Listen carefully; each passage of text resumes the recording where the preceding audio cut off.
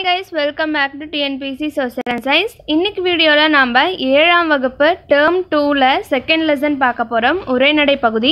இந்த பாடத்தோட செய்யுள் பகுதி வீடியோ போட்டுருக்கோம். சோ அந்த வீடியோ பார்க்காதவங்களும் பாத்துருங்க. லெசன் 1ம் full and full வீடியோ போட்டோம்.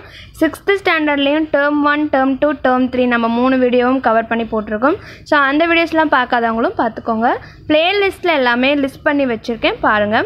So இந்த வீடியோவை ஸ்கிப் பண்ணாம ஃபுல்லா பாத்துருங்க. மறக்காம நம்ம சேனலை சப்ஸ்கிரைப் பண்ணிட்டு பக்கத்துல இருக்க பெல் ஐகானை கிளிக் பண்ணிடுங்க.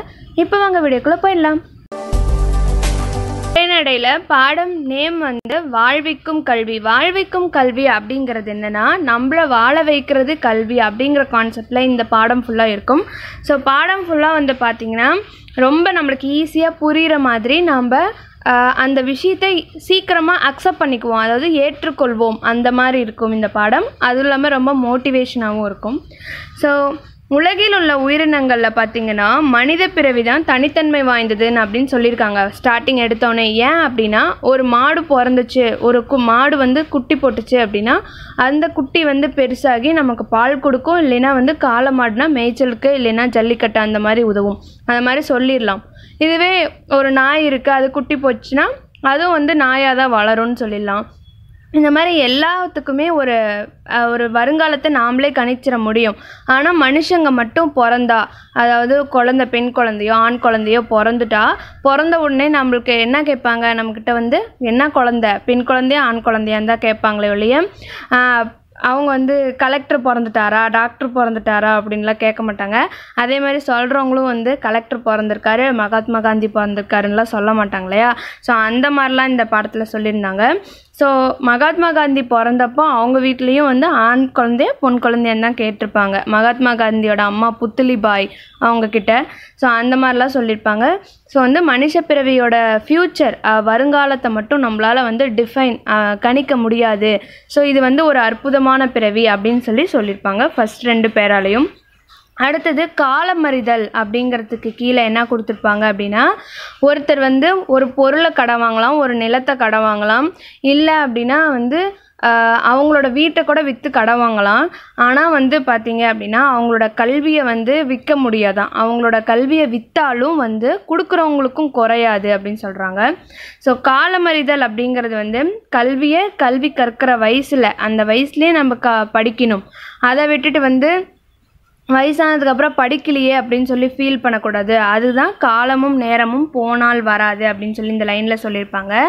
ஸோ உலகம் மிகவும் அருமையானது என்றால் அது காலம்தான். ஸோ காலம்தான் நம்மளுடைய வருங்காலத்தை கணிக்கிறது காலம்தான். காலமும் கல்வியும் அப்படின்னு சொல்லி திருக்குறளில் 2 அதிகாரம் வந்து தனியாக திருவள்ளுவர் எழுதியிருக்காரு அப்படின்னு சொல்கிறாங்க. அடுத்தது இதுக்கு ஃபார் எக்ஸாம்பிளாக ஒரு 4 நாள் இருந்தால் கடன் கொடு அப்படின்னு சொல்லி நம்மளால் நாட்களை கடன் வாங்க முடியாது அப்படின்னு சொல்லியிருப்பாங்க. அடுத்தது பரீட்சைக்கு முன்னாடி ஒரு 4 நாள் வெட்டியாக இருந்துட்டோம், படிக்காமல் பயத்திலே இருந்துட்டோம், பரீட்சையும் நெருங்கிடுச்சு, போய் நம்ம டீச்சர்கிட்ட போய் ஒரு 4 நாள் எனக்கு கொடுங்க அப்படின்லாம் கேட்க முடியாது. அந்த டைமில் நம்மளோட மைண்ட் செட் அதுதான், நாம் அதை வந்து கரெக்டாக யூஸ் பண்ணிக்கணும், அதான் காலமறிதல் அப்படின்னு சொல்கிறாங்க. அடுத்தது அழியா செல்வம் அப்படின்னு சொல்லியிருப்பாங்க. அழியா செல்வம்னா நான் முன்னவே சொன்ன மாதிரி தான், ஒருத்தர் எதை வேணாலும் கடன் வாங்கலாம், எப்படி வேணால் இருக்கலாம், ஆனாலும் வந்து கல்வியை வந்து எவ்வளோ கொடுத்தாலும் அவங்களுக்கும் குறையாது, கொடுக்குறவங்களுக்கும் அது வந்து நிறைஞ்சு கொடுத்துருவோம் அப்படின்னு சொல்கிறாங்க. ஸோ கல்வியை வந்து அப்படி தான் சொல்லியிருக்காங்க இந்த இதில். ஸோ அழியா செல்வம் எப்படி சொல்லியிருக்காங்கன்னா, இந்த உலகத்தில் எல்லா செல்வமும் மறைந்து விடும்.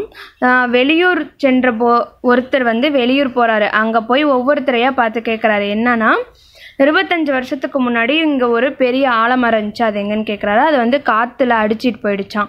அடுத்தது ஒருத்தர் பார்த்து அவர்கிட்ட 25 லட்ச ரூபா இருந்துச்சு, அது என்ன ஆச்சு அப்படின்னு சொல்லி கேட்குறாரு. அது வந்து இந்நேரத்துக்கு தீந்து போச்சான். அவர் இப்போ மற்றவங்க கிட்டலாம் 2 ரூபா 3 ரூபா கடன் கேட்குற நிலைமைக்கு வந்துட்டாரு அப்படின்னு சொல்கிறாங்க. அதுக்கப்புறம் 10 ஆண்டுகளுக்கு முன்னாடி இப்படி இருந்துச்சு, இங்கே ஒரு கட்டடம் இருந்துச்சு, அது எங்கன்னு கேட்குறாரு. அந்த கட்டடமும் இடிஞ்சு போயிடுச்சு அப்படின்னு சொல்கிறாங்க.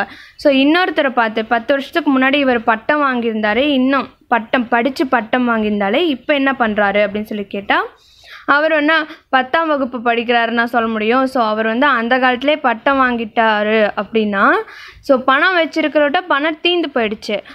கட்டடம் வச்சுருந்தா கட்டடம் இடிஞ்சு போயிடுச்சு, மரம் இருந்தால் மரம் வந்து சாஞ்சிடுச்சு.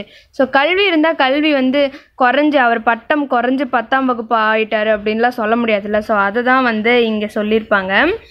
அவர் 10 ஆண்டுகளுக்கு முன்பே பட்டம் பெற்றிருந்தார், இப்போது எல்லாம் செலவாகி போய் வெறும் 10ஆம் வகுப்பு ஆகிவிடுமா அப்படின்னு சொல்லி நம்மளை வந்து ஒரு நகைச்சுவையாக அந்த விஷயத்தை நம்மளுக்குள்ள கொண்டு போகிறாங்க. ஸோ அதான் திருவள்ளுவர் என்ன சொல்கிறாருன்னா, கேடில் விழுச்செல்வம் கல்வி ஒருவருக்கு மாடல்ல மற்றவை அவை. அதாவது கல்வி தவிர நிலையான செல்வம் இந்த உலகத்தில் கிடையாது. கல்வி மட்டும்தான் நிலையான செல்வம், மற்றதெல்லாம் வந்து அழியக்கூடிய செல்வம் அப்படின்னு சொல்லியிருக்காரு. அடுத்தது வந்து ஒளி விளக்கு அப்படிங்கிற ஒரு இது கூட. ஸோ கல்வி இருக்கிற வீடு தான் வந்து ஒளி நிறைந்த வீடாம். கல்வி ஒரு இருட்டான வீட்டுக்குள்ளே யாராவது வசிப்பாங்களா, அதே மாதிரி தான் கல்வி இல்லாதவங்க வீடு வந்து ஒரு ஒளி இல்லாத வீடு அப்படிங்கிற மாதிரி சொல்லியிருப்பாங்க. அடுத்தது கற்றவரும் கல்லாதவரும், இதுக்கும் ஒரு திருக்குறளோட ஒப்புமைப்படுத்தியிருப்பாங்க. என்னென்னா, விலங்கொடு மக்கள் அணையர் இளங்குநூல் கற்றாரோடு ஏனையவர். அப்படின்னா மனுஷங்களுக்கும் விலங்குகளுக்கும் எவ்வளவோ வேறுபாடுகள் இருக்குது. ஸோ விலங்குகள் வந்து கெட்ட விஷயங்கள் தான் நிறையா செய்யும், அதுங்களுக்கு நல்ல விஷயங்களை பழக்கணும். ஆனால் மனுஷங்களுக்கு அப்படி இல்லை, நல்ல விஷயங்களை அவங்களோட அந்த அறிவை யூஸ் பண்ணி அவங்களால செய்ய முடியும். ஸோ கற்றவருக்கும் கல்லாதவருக்கும் இருக்கிற வேறுபாடை வந்து விலங்குக்கும் மனுஷனுக்கும் இருக்கிற வேறுபாடும் ஒன்று தான் அப்படின்னு சொல்லி திருவள்ளுவர் வந்து இந்த குறளில் சொல்லியிருக்காராம். அதாவது கல்லாத மக்களை வந்து விலங்கு கூட கம்பேர் பண்ணுறாங்க. ஏன் அப்படின்னா, ஒரு விலங்கு வந்து கெட்ட விஷயங்களை தானாக போய் செய்யும். மாடு வந்து பால் கறக்கிறத தானாக பண்ணாது, மனுஷன்தான் அதை பிடிச்சி பண்ணணும். ஆனால் அது வந்து ஒரு செவுத்தை இடிக்கிறதோ இல்லை ஒரு ஆளை போய் முட்டுறதோ இல்லை தலை தெறிக்க ஓடுறதோ அது தன்னால் எல்லா கெட்ட விஷயங்களையும் பண்ணும் அப்படின்னு சொல்லி கற்றவரையும் இந்த விலங்குகளையும் கம்பேர் பண்ணுறாரு திருவள்ளுவர். அடுத்தது கல்வியும் பள்ளியும் அப்படின்னு சொல்லியிருக்காங்க. ஸோ கல்வியை நம்ம எங்கே முறையாக கற்கிறோம், பள்ளியில் தான் நம்ம கற்பிக்கப்படுறோம். ஸோ இளம் பிள்ளைகள், அதாவது சின்ன வயசுலேயே நாம் வந்து பள்ளிக்கு போய் எல்லாம் படிக்க ஆரம்பித்ததுக்கு அப்புறம்தான் நம்மளுக்கு எல்லா அறிவுகளும் நமக்கு கிடைக்கிது. ஸோ அதை சொல்லியிருப்பாங்க. ஸோ இதை வந்து பாரதியார் வந்து ஒரு லைனில் என்ன சொல்லியிருக்காருன்னா, பள்ளித்தலம் அனைத்தும் கோயில் செய்குவோம். அதாவது பள்ளிகள் எல்லாமே கோயிலுக்கு இணையானது அப்படின்னு சொல்லி பாரதியார் வந்து சொல்லியிருக்காரு. ஸோ இந்த லைன் ரொம்ப இம்பார்ட்டன்ட். இந்த லைன் கொடுத்துட்டு இதை எழுதினவர் யாருன்னு சொல்லி கேட்பாங்க. அதே மாதிரி இந்த பாடம் ஃபுல்லாகவே இந்த மாதிரி தான் கொடுத்துருப்பாங்க. ஸோ நம்ம படித்தாவே நமக்கு எளிமையாக ரொம்ப இனிமையாக புரியும். ஸோ அதே மாதிரி என்ன சொல்லியிருக்காங்கன்னா, ஒரு ஆசிரியர் வந்து ஒரு மாணவர்கள் 10ஆம் வகுப்பு படிக்கிறாங்க, அடுத்ததுன்னா 10ஆம் வகுப்பில் சொல்லி கொடுத்து அவங்கள நல்லா படிக்க வச்சு 12ஆம் 11ஆம் வகுப்புக்கு அனுப்புவாங்க. ஸோ 10ஆம் வகுப்பு சொல்லி கொடுத்த அந்த ஆசிரியர் போய் அந்த 11ஆம் 12ஆம் வகுப்பு போகிற மாணவர்கள்ட்ட, நான் தான் உனக்கு சொல்லி கொடுத்தல, எனக்கு நீ திருப்பி நான் சொல்லி கொடுத்ததை கொடு அப்படின்னு சொல்லி கேட்க முடியாது அப்படின்னு சொல்லி இங்கே சொல்லியிருப்பாங்க. அடுத்தது கற்க கசடற அப்படின்னா என்னென்னா, ஒருத்தர் வந்து எவ்வளவு படிக்கிறதோட அவரோட சிந்தித்தல் திறனும் அவருக்கு ரொம்ப வந்து உதவியாக இருக்கும். அதாவது சிந்திக்கிறது ரொம்ப ரொம்ப இம்பார்ட்டன்ட் அப்படின்னு சொல்லியிருப்பார். ஸோ ஃபார் எக்ஸாம்பிளுக்கு ஒருத்தர் வந்து 10 புத்தகம் எழுதுறாரு, அடுத்தது ஒருத்தர் வந்து 50 புத்தகம் எழுதுறாரு. எவ்வளவு பேர் எவ்வளவு புத்தகம் எழுதுறாங்கங்கிறது முக்கியம் இல்லை, எவ்வளோ சிந்திச்சிருக்காங்க அப்படிங்கிறத அவங்களோட ஒரு புத்தகத்திலே தெரியுமா. திருவள்ளுவர் வந்து அவருடைய வாழ்நாள் ஃபுல்லாக இந்த திருக்குறள் மட்டும்தான் எழுதியிருக்காராம். ஸோ அப்போ வந்து அவரோட சிந்தனை லெவல் எவ்வளவு இருந்திருக்கும் அப்படின்னு சொல்லி நம்மளை யோசிக்க சொல்கிறாங்க. ஸோ நாமளும் சிந்திக்கணும். அவ்வளவுதான். இந்த பாடத்தை எழுதினவர், அதாவது இந்த பாடம் வந்து யாருடைய குறிப்பிலிருந்து எடுக்கப்பட்டது அப்படின்னா, திருக்குறளாளர் வி முனிசாமி அவங்களுடைய குறள்லேருந்து, அவங்களுடைய குறிப்புகள்லேருந்து எடுக்கப்பட்டது. இவர் வந்து பார்த்திங்கன்னா திருக்குறள் வகுப்புகள் நடத்துகிறவர், அடுத்தது தொடர் சொற்பொழிவாளர், திருக்குறளை பரப்பும் பணியை செய்தவர் தான் திருக்குறளாளர் வி முனிசாமி. இவருடைய புத்தகங்கள்லாம் பார்த்திங்க அப்படின்னா, வள்ளுவர் உள்ளம், வள்ளுவர் காட்டிய வழி, திருக்குறளில் நகைச்சுவை. ஸோ மேலே பார்த்தோம் இல்லையா, ஸோ அது எல்லாமே வந்து நகைச்சுவை மாதிரி தான் இருக்கும். திருவள்ளுவர் உள்ளம், திருவள்ளுவர் காட்டிய வழி, திருக்குறளில் நகைச்சுவை. இந்த புக்கெல்லாம் எழுதினவர் யாருன்னா திருக்குறளாளர் வி முனிசாமி. அடுத்தது உலக பொதுமறை திருக்குறள் உரை விளக்கம் அப்படின்னும் நூல் எழுதியிருக்கிறாரு. சிந்தனை களஞ்சியம், அந்த நூல்லேருந்து எடுக்கப்பட்டதான் நாம் இன்னைக்கு பார்த்த பாடம்.